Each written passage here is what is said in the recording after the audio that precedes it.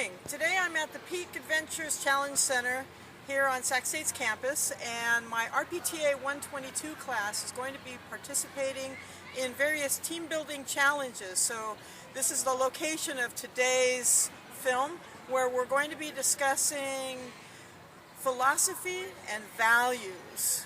And I'm going to introduce you to Val Regner, an old student of mine, who's going to give you a little description of what the ropes course is all about. Welcome to the Peak Adventures Challenge Center. My name is Valerie Regner and I'm the Challenge Center Manager at ASI Peak Adventures. At the Challenge Center we have lots of amazing opportunities for team building and personal challenges through high climbing events. We have a wide range of clients, anywhere from 6th graders, AVID classes, junior high groups, high school yearbook academies, soccer teams, scout groups, college students here at Sac State, and even corporate America, including Intel, Army Corps of Engineers, HP, and some of the local businesses. A typical day at the Challenge Center consists of group challenges and personal empowerment challenges. Most mornings groups show up and we run them through what we call icebreakers and energizers, and they're just fun activities to get people used to the environment and doing activities that might be a little bit silly. Let's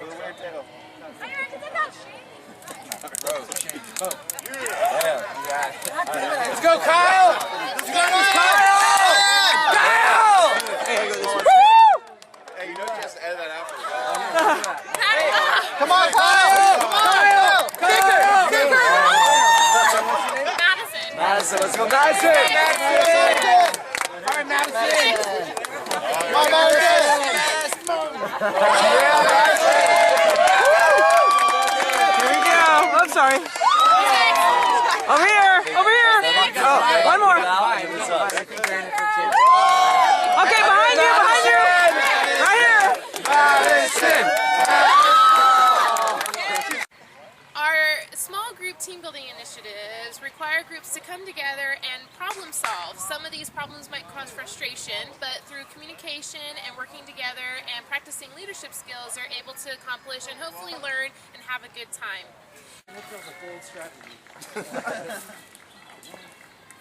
Somebody threw the pants right. Yeah. Tarzan over here. No.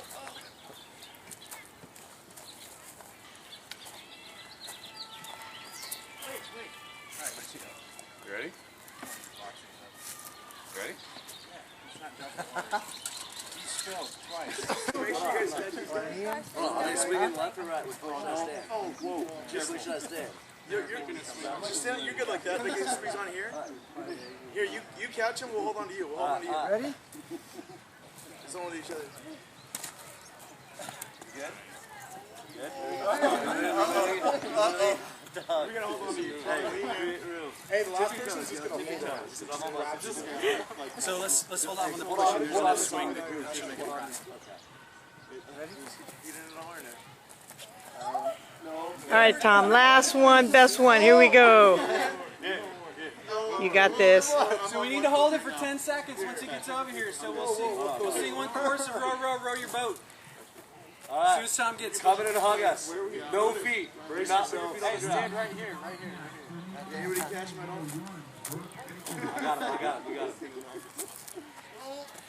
Oh, that's right. Yeah, let's hear it. Row your boat, take me down the stream. Okay, everyone step off nice and easy. Oh. 3 minutes? What was that? I feel like we just got really close. The height challenge is a lot of fun, but they are called challenges for a reason. People can be climbing up ropes, rocks, or traversing across cables, and at any time anyone can come down, so we encourage folks to just try, and then maybe try one more step, but at any point they can come down. We just want people to leave here feeling accomplished and basically trying new things today that they wouldn't normally do in their everyday lives. He just, the other power has a light bulb. He just changed. Yeah, he's way up there. He doesn't change the giant light bulb. But my boyfriend was a lineman. So I guess, but not just for like regular stuff, but like kids. Yeah. Like, you don't even like ice. People even go on like on a roller coaster. Oh wow. They're too high. My boyfriend has one. I mean, like, I love them. Yeah, I want to do one. Every spring we do a big hiring push and we encourage students on campus to come, apply, and learn what Peak Adventures is all about. I started here 11 years ago doing what we call our candidate training, and I learned how to belay, some leadership skills, and what it means to be a good facilitator. I encourage all of you to come out in the spring, learn what it's like to be a Peak Adventures employee, get a little bit of leadership training, and it could turn into a lifelong career. So what I'm going to be talking about today is philosophy, and what philosophy is, from a literal standpoint of what this word means, it's love of wisdom. Common definition would be a framework for how we view the world. From a personal standpoint, it's a sum total of one's values and beliefs, and it assists us in our decision-making process. So take a minute and think about, for example, your philosophy of life. What's important to you? What do you value?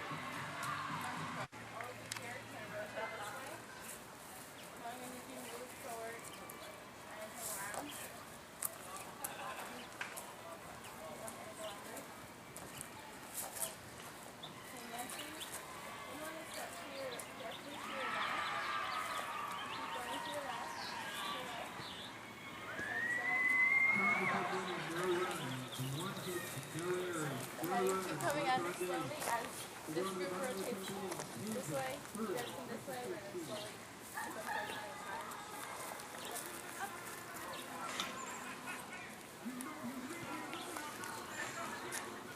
Just remember that the ball has to go underneath the table.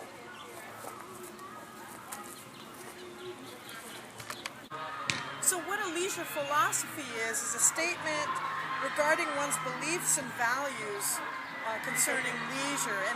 And this is based on a number of factors, from one's upbringing, one's culture, one's religious beliefs, influences of influential people such as family members and close friends, society in general, the media. There's all these factors that weigh in to help to guide you to determining your leisure philosophy. So take a moment to think about what your leisure philosophy is.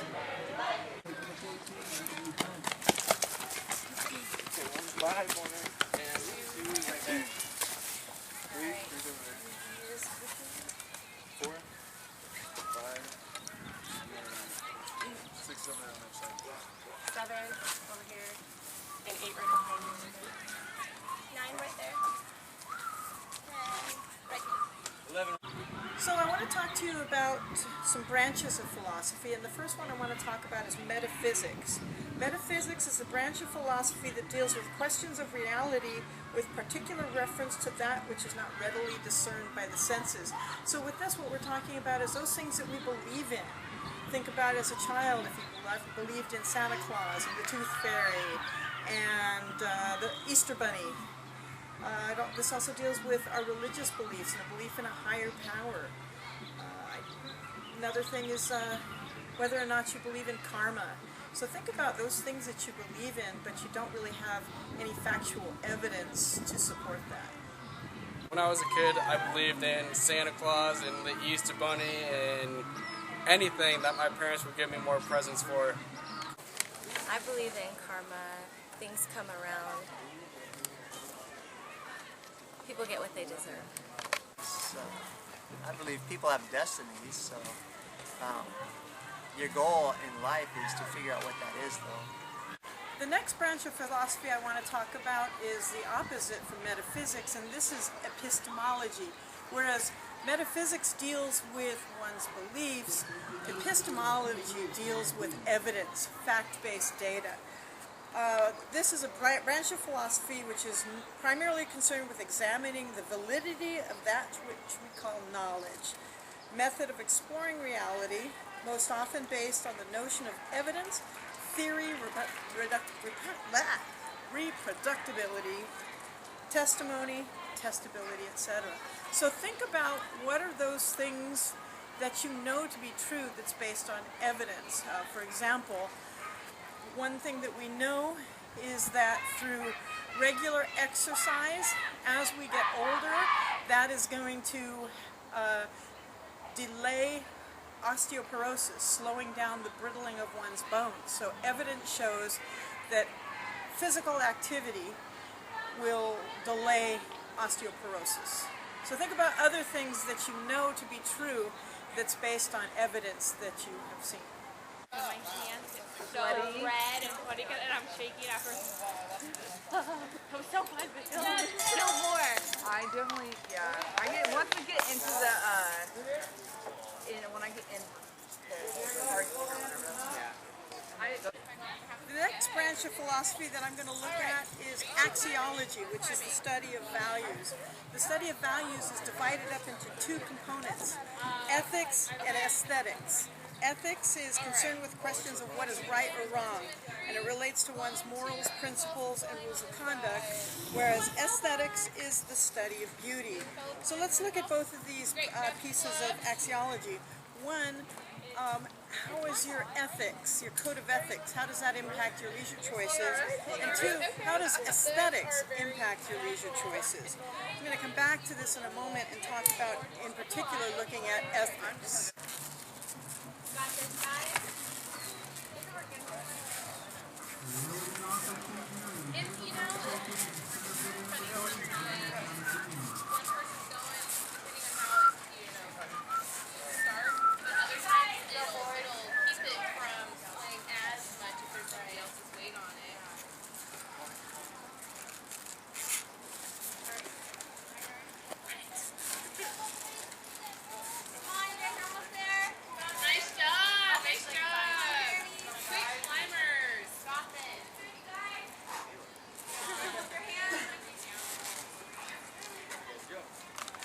So looking at ethics and leisure choices, there's 5 areas that we want to look at. So as I'm presenting these 5 areas, I want you to think about how these affect your leisure choices.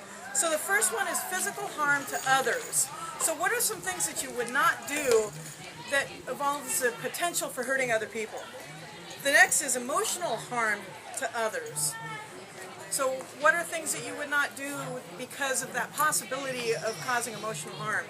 The next is physical harm to self, emotional harm to self. So think about those things you would not do because you wouldn't want to physically or emotionally harm yourself. And then the last one is the likelihood of a negative impact on society in general. I would not steal. Based on my code of ethics, I would not steal. Ethically, I would not do something that I don't feel comfortable in doing. So if the group wants me to do it, I have to be strong enough to say no. Ethically, I wouldn't hurt animals. Ethically, I would choose to avoid drugs during my leisure activities. Starting a forest fire, so if you go camping and being careless about how you set up your campfire, or if you're smoking and you don't put it out all the way.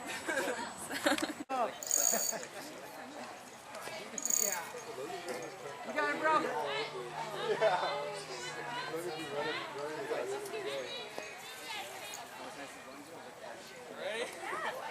Are you ready? So the last 2 pieces I'm going to look at today is 1, obstacles to leisure fulfillment, and 2, creating your own philosophy of leisure. So with obstacles to leisure fulfillment, this is in 2 categories, external and internal. External deals with circumstances beyond our control. Those things that we feel are impacted by something outside ourselves. And the other is internal. These are circumstances that we have control over, and we can make the decisions to work past these obstacles. And then the last piece I want to look at is looking at creating your own philosophy of leisure. And there's a few things that you should do this, and that one is to learn to think critically and logically. 2, acquire knowledge, so be willing to question, ask questions, expand your knowledge base. Don't be afraid to express what your philosophy is, but also be willing to listen to the philosophy of others. And finally, don't be afraid to change your philosophy. So I hope you enjoyed our Day at the Ropes course, and sometime you really should try to come out here and experience this. If not at a ropes date, they oftentimes have open climb days where you can come out and just experience some of the higher element activities. See you next time. You have a good time? We had a great time. Buddy Phil here, unfortunately, mopped me up on the military ropes, but that's how it goes. We got the next one. Right. And how about you? You had a good time? I had a great time. Definitely highlight of the day is beating Chris on the rope ladder. But overall, had a great experience. Smack talking, man. Listen to you two. Either way, we're the MVPs of the day. So. Okay.